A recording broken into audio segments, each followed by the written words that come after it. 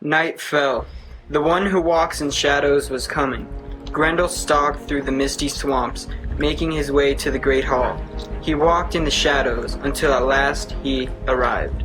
He had come here many times, but never had he faced such powerful enemies.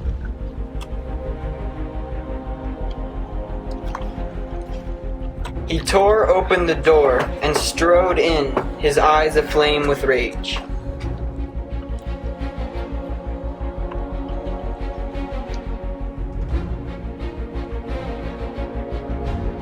All of the hall guards were asleep except for one. The one who was awake was ready for the fiend. Me.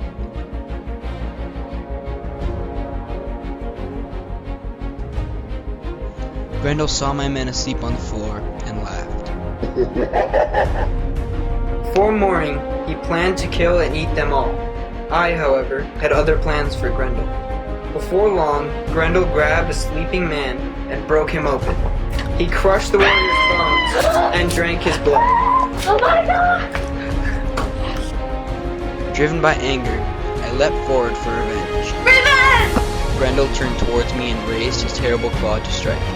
But I struck first, grabbing the monster's claw in my hand. Grendel had never felt such strength in a man before.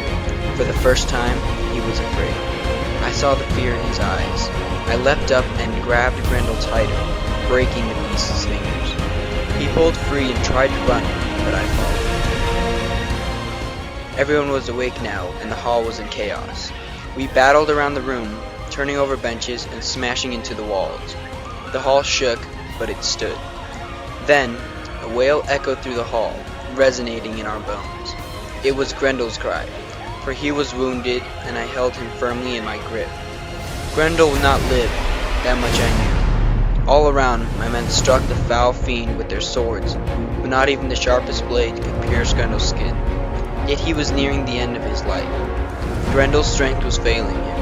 I refused to release my grasp, locked in hatred with the beast. Grendel's whole body shook with pain as his shoulder began to come apart.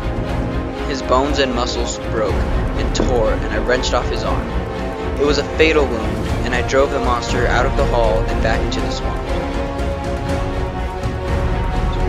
Grendel vanished to his foul den to die. My only regret is that I could not slay the infamous Grendel in the hall for all to see the